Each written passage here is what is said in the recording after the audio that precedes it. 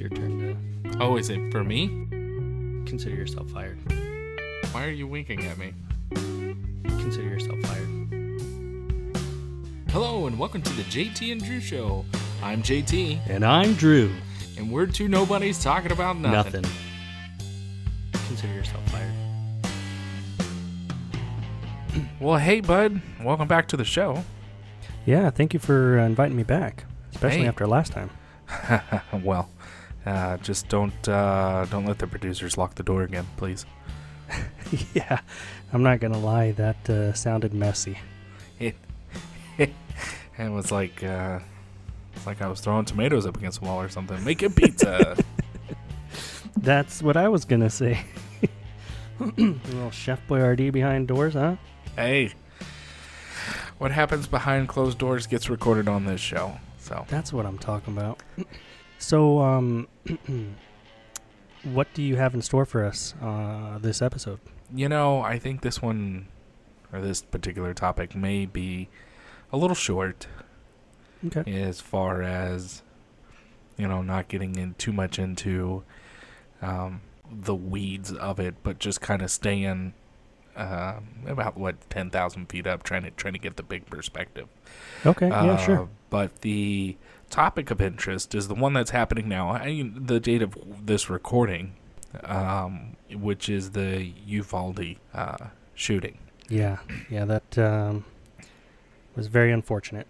Very unfortunate, and our hearts go out to everyone down there in Uvalde, and we wanted to get that out on the show, and that we can't imagine what anybody's going through, especially those kids.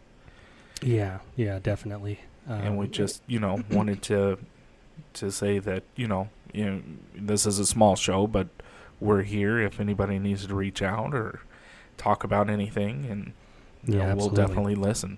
Absolutely. And I know you and I, we have our own views on guns and gun control and all that stuff, but, no matter where you stand on the issue, it's never okay when something like this happens. People go out and they make bad decisions and do things like this, and it's not called for, it's not justified, it's not anything. They definitely don't represent all the other people out there. No. And it's unfortunate, that many times there's red flags, or people are trying to get help or not trying to get help, or not seeing the signs, or seeing the signs and not reporting, or whatever the case, that would help these situations, maybe not necessarily be 100% preventable, but, could kind of put somebody on the trail before it gets that far down. Exactly. Yeah. And a lot of stuff has come out with who's done what, and people shouldn't have done certain things at certain times, or they should have made a smarter decision within the moment. And I believe, from what I've researched and seen and everything, but I believe it was an off-duty Border Patrol agent who went in there and took care of the situation. Yeah, that's what I heard as well. And, God bless that man, because his child was in that school. Yeah, and I mean, it could have been, who knows, it could have been worse. There could have been more casualties. There could have been any number of things happen if it didn't get stopped, at least at the point that it did get stopped. Exactly, yeah. If I'm not mistaken, he also, the gentleman that went in there and stopped it also was wounded. I don't think it was anything serious, but I think he did, I don't know if he got grazed or whatever the case, but I think he did take on some fire from the shooter. Really? Okay. I didn't. I have to double check read that. Yeah, I didn't hear that or see that, but if he did, as a parent, it would have been well worth it. So. Oh, definitely.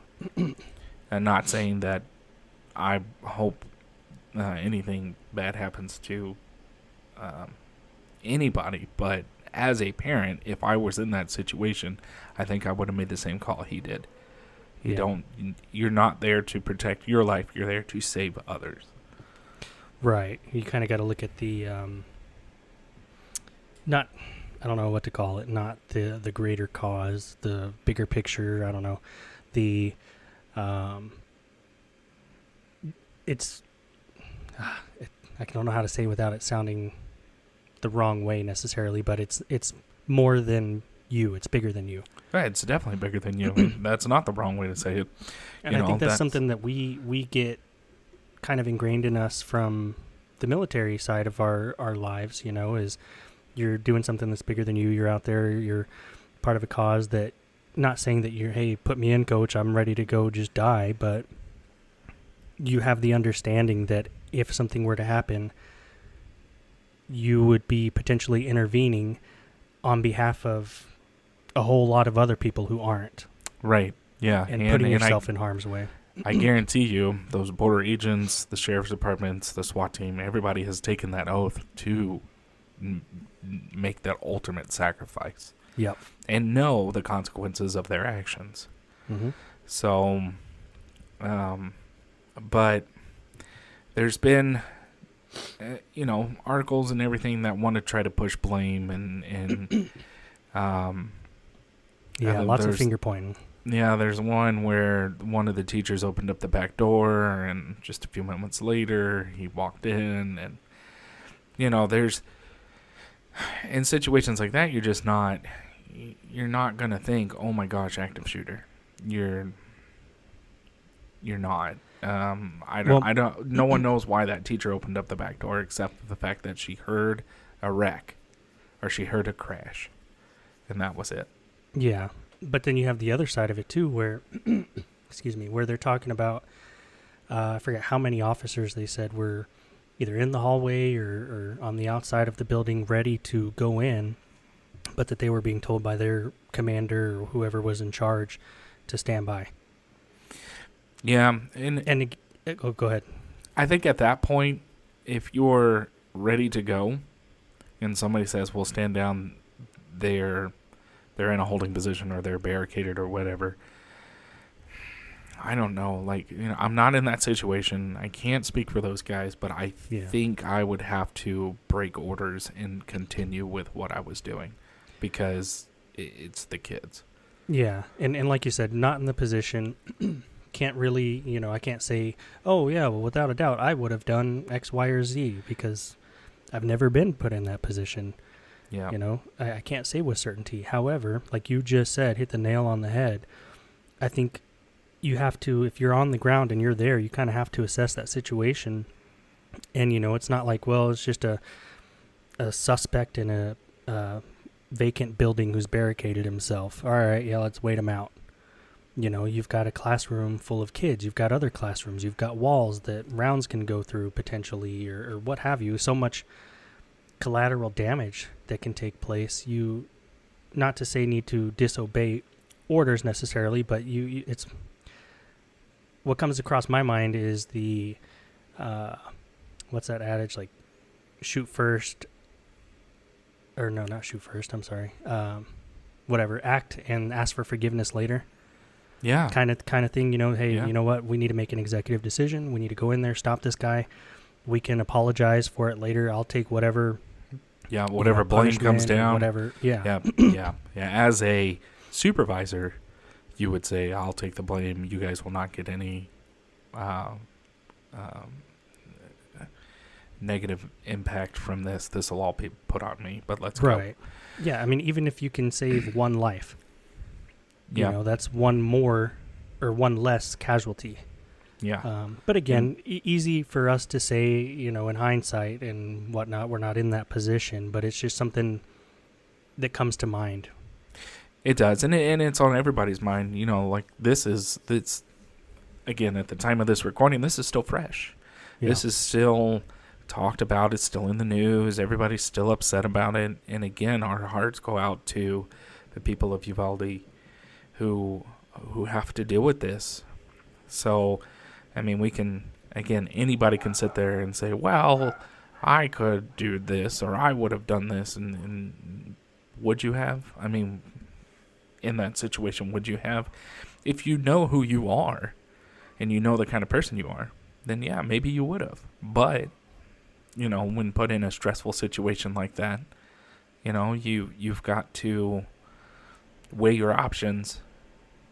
Again, as a parent, there's no weight to that option except save the children. I'm not saying that you have to be a parent to make that decision. That's not what I'm saying at all. But you know that all those little people in there, they have their whole lives ahead of them. I'm 35 years old. I've lived my life, ultimately. And if I can take out the suspect, but something happens to me, then so be it. Yeah. So that's a little topic, and I kind of want to gear it towards the other issue that's happening along with this. And I know you had said it earlier, we're not going to talk about this, but I kind of do want to talk about gun control. Because, again, it is brought up. It's a hot topic. I think we've kind of skirted on this on one of our episodes in season 1, where this is a situation. It's a terrible situation that's happened. Yeah. But is gun control needed for this type of situation or any type of future situations? Well, I think right off the bat, we have gun control. We have the background checks. Those are conducted anytime you go to purchase a firearm.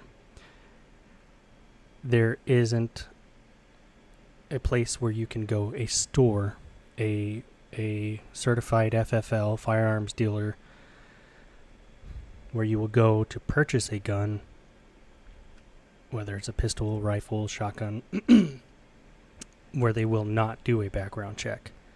Now, if I purchase a gun and then I sell it to you, well, yeah, I'm not necessarily doing a background check. I don't have that capability. I'm not whatever. That's a different story. But as far as going and purchasing these through, again, a firearms dealer, or you go to Academy Sports or Walmart if they're selling a shotgun or something, or what your local gun store, they do the background checks. They do the age verification. And it's not the store just doing a check. I mean, I think it goes a check through the FBI or something. It's bigger than just, let me do my little, hey, look, I put a check in the box. I did a background check. You seem like a cool dude. Yeah. Or a cool gal. So those things are already in place. The age limits are in place. There's all these things in place, and then there are things that make it illegal, right? If you have or are in possession or own and you're not of age, okay, well, that's illegal. If you decide to go on a shooting rampage, that's illegal. It's, to me, I see it as these shootings, these mass shootings, whatever you want to label them, they're very unfortunate and there's no need for them at all. However, well, not however to that. However, I don't think you need to punish the masses that are responsible.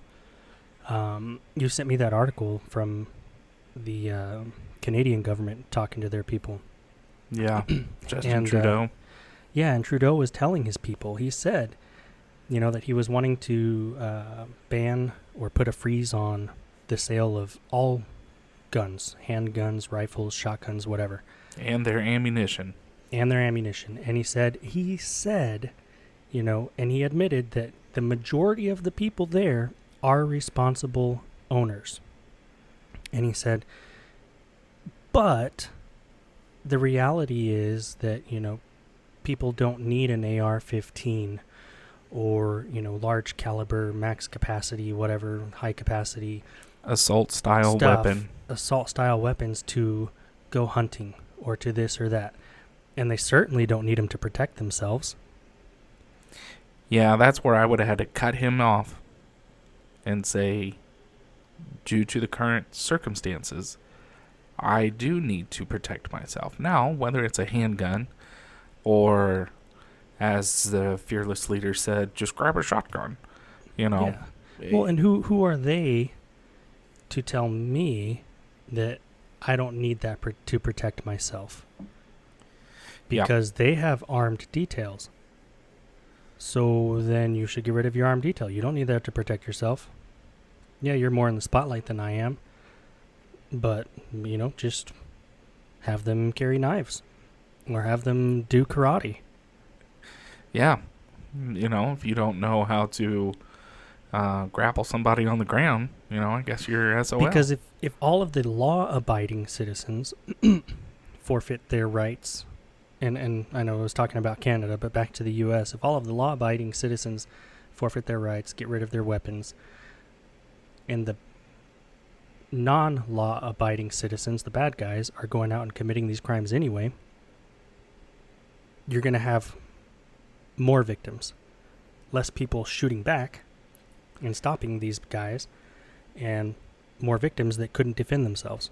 Right. Because and I'm gonna not stop you. I am gonna interrupt you. The response time, I know. The response time for when you call 911, they get to the dispatcher puts in the information to whether it's the police department or fire and medical, whoever it needs to be, EMTs. That takes time. So their response time could be anywhere between 2 minutes to 15 minutes, depending on where these officers or whatever are located. Mm-hmm. And I don't know about you, but in a intense situation like that, 2 minutes, just 2 minutes, is a lifetime of waiting. Oh yeah, 2 minutes. I remember doing some training with security forces dudes on one of my deployments, and they put you basically you're fighting with somebody else, and you've got to go for 2 minutes. Mm-hmm. And as the 2 minutes progress, right, you start off, okay, hey, you're at 30 seconds, you're at a minute, whatever. Now you're fighting 2 people. And then they throw a third person. They just keep throwing people in there, and you are exhausted by the end of the 2 minutes. Oh, yeah. So, and if you've ever run a race or did like track or cross country or PT test, whatever, 2 minutes is a long time when you're, fighting for your life, basically. On a PT test, yes. Heck yeah. But, time slows down when your adrenaline is kicking in. You're trying to keep a level head. You're not trying to freak out too much. And 2 minutes is, these leaders are going to say, well, the best thing for you to do is just run. Okay. What about grandma in a wheelchair? What about, a really large man who can't run? What if you can't seek shelter or cover? Look at this exact situation with the school shooting. What if the shooter comes into your place of business, your home, your school, whatever the case, and they're in the same room as you? Yeah. Where are you going to run? Where are you going to hide? In this latest one is a school shooting, right? Mm-hmm. There was one not too far after this that was in Oklahoma. I don't remember the town's name. Again, a terrible situation. I think a total of 8 individuals were, 7 were injured. I think 1 had passed away. Again, our hearts go out to those folks as well. But that's an open area. That was an outdoor festival for Memorial Day. You've got places to run, but... Well, look at the Las Vegas concert shooting. That happened back, 2014, was it? 2015, somewhere around there? Somewhere around there, yeah. Now, I think what kind of trips people up, too, when it comes to these types of debates or arguments or topics, whatever, is you get politicians in particular, that will talk about these things, and they don't necessarily fully understand or have all the facts about these weapons, and they just start spewing off information, whatever they think they know or what they've heard, and it kind of, I don't want to say puts into fear-mongering, but it plays into the disinformation game.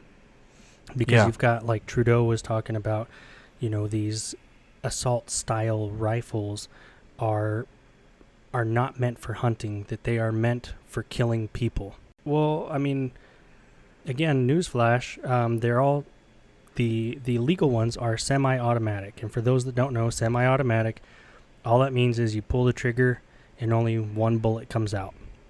Yeah. And then I release the trigger and then I pull it again and another bullet comes out. I can't hold the trigger down and, it just goes bang, bang, bang, bang, bang. It's not a machine gun. It doesn't have a full automatic. It functions the same way as a handgun functions. Or as a shotgun. Or as a shotgun. So there's really no difference other than the size of it, the different caliber of round that you're using. But it functions. You point it, you pull the trigger once, one round comes out. You pull the trigger again, another round comes out. So whether it's a rifle or a pistol or a shotgun, it really just depends on the shooter. How fast can they pull that trigger and how fast can they reload? Yeah, exactly. And if you've had that weapon for long enough and you're training with it, and I mean, even if you're in your room training with it, unloading and loading real quick, and you're putting the magazine in and taking it out and grabbing from your belt or from a pouch or from your pocket or whatever, how quick can you do that? Mm-hmm. Reload, recharge the weapon, and go again. That is what it boils down to. Now, again, I'm not 100% that we're going to catch all of these, what they're calling mental issue patients, or not patients, cases. Right. We're not gonna catch them all. I get that. There's flaws in the system, but it takes the community to identify the people who are going about, who are not right, who they need to identify that person so then they can get help. But at the same time, law enforcement they have their hands tied as far as what they can and can't do based off the law. Well, yeah, this isn't Minority Report. I can't say, well, a week from now, JT was planning on going and shooting up a school, so we're going to arrest him now. Yeah. Or he might have posted online on some social media site, either whether it be Facebook or Snapchat or whatever these things are, and saying, oh, well, he said that he really hates the mall and he wouldn't mind if there was a disaster there or something. You can't do that. Right, or posted pictures of his weapons or whatever. Like you said, their hands are tied until something is afoot. Yeah. They can't do anything. And like you said, it starts, I think, even more so than the community, it starts at home. Yes. Mom, dad, or grandma, grandpa, aunt, uncle, whoever is watching you as a child, and I'm saying child, 21 younger, 18 younger, whatever you are, staying at home. Are they noticing signs? Do they, hey, yeah, my kid might be bipolar, but whatever. Yeah. Or, oh, my kid, is really struggling with these things. Maybe we need to see a therapist, or maybe we need to see the doctor, get diagnosed, not get diagnosed, whatever. Right. Instead of just letting stuff, well, in a couple of years they'll be out of my house. Yeah. Well, let me clarify on what I meant by community. So your community would be the household first, but then it would be any friends or associates that person may have, because those are going to be the closest people to you. Yep. And then it goes to acquaintances that may know of this person, who may know of something that happens. On the backside, supposedly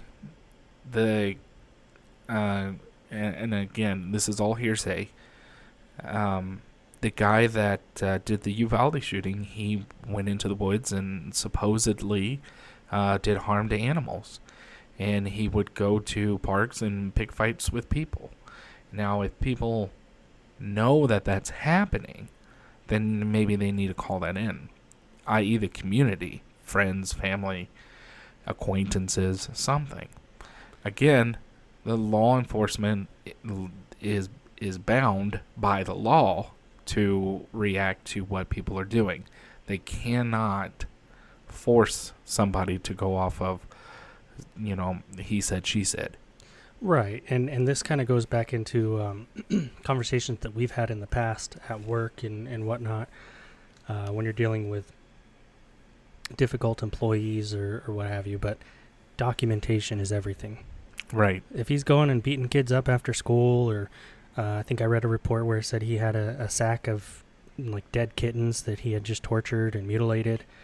If this stuff is happening and the police are able to make reports on it, or law enforcement, whoever, be able to make reports on it, get it documented, get it in the system, when he goes to make that purchase, it should flag. And whoa, he can't do this. He's got this record. He's got to wait X amount of years, or he can't ever do this, or whatever the situation is.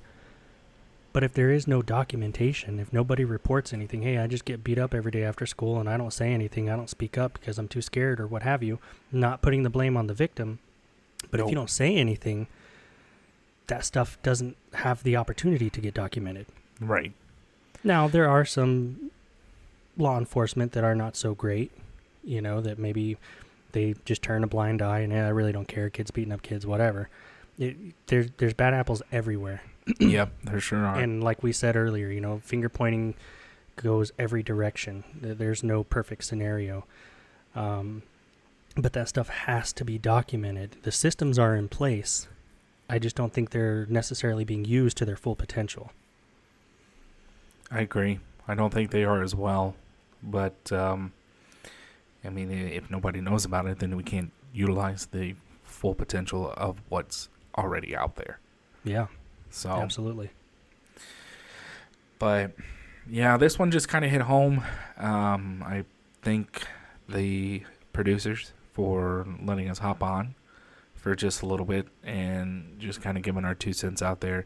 Again, to everybody in Uvalde, people in Oklahoma, and anywhere that this has happened. Our hearts go out to you. We see it. We watch it. We feel for you. And it, for me personally, it puts a fear that, Uvalde, that was a small town. Right. That people seem to know, not everybody knows everybody, but it was a tight-knit community. And we live in a small city, large town. And so then it comes into, well, when is it going to happen here? Not if. There's no more ifs. But when is it going to happen? And, you just kind of think, do I need to be prepared? We just had Cinco de Mayo, the church right next door to my church, where they had a teenager. They were having a Cinco de Mayo celebration outside in the parking lot, they had a band, all this good stuff. And this teenager randomly, apparently they say it was random, he didn't know anybody, and he's walking through the crowd stabbing people. Oh my goodness. And I think they ended up sending like 5 people to the hospital, and luckily it wasn't anything major. They had some off-duty sheriff's deputies there that were able to apprehend the guy. But it, again, like you said, it could happen anywhere, it could happen anytime. That one wasn't particularly a shooting, but it was just a random dude who showed up to a Cinco de Mayo celebration at a church parking lot, just stabbing people. Why? It doesn't matter. I don't think people should get complacent, and people shouldn't just brush it off like, oh, well, that's not going to happen here, or, well, somebody else will protect me. You really got to start thinking about, how do I protect myself? How do I protect my family? Yeah, how do I protect my friends? That's a big one. Maybe you don't have, maybe you're like us, military town, you get stationed here, you don't know nobody, but you find a good church or outdoor group or whatever to go out with on the weekends, and you find those things, and then all of a sudden this event happens again. That guy didn't even have a gun, he just had a knife. Yeah. So how do you protect yourself, and how do you protect the others around you? And you've got to do what's best for you. If you don't believe in firearms, more power to you. Definitely. If you want to get into some sort of karate class or mixed martial arts, jiu-jitsu, whatever it may be, and that's your outlet on how you're going to protect people, then by God, do it. And do it to the fullest. If you are into firearms and you're not afraid of things like that, I would say, and again, I'm not trying to put fear into anybody, but buy more rounds that you can, buy your target shooting rounds and just go out and just practice. Practice. I know down in, it's just outside of Fredericksburg, they have a course where you go and you do some training on how do you load your weapon faster, how do you get it out of your holster faster, and it's like this tactical training. My brother went to it, said it was amazing. It's 3 days. It's like 3 days, and you get to hang out in Fredericksburg. He goes, that was the best part. He goes, but the course was really good too. Mm-hmm. And it just kind of opened his perspective on how do I get faster? How do I be better? How do I have better timing? And aim down the line to get the perpetrator of this, the suspect. Yeah. And if that's the way you want to go, then do it. There's no right answer. There's no right answer to stop this. Again, like you, I don't think more gun control is the answer. I think these politicians are trying to calm people down. Sure. The louder people, they're trying to calm those people down by implementing these control of firearms and weapons and distribution of ammo and buying and selling and all that. I think they're trying to calm them down, but at the same time, they're putting their people at risk for a higher casualty count. Yeah, they're potentially making more victims. Yeah, and so again, I mean, look at the Prohibition period, right? Alcohol was illegal. What did people do? They made speakeasies. They sure did. Hey, we're still going to do it. We're just going to do it in secrecy. Mm-hmm.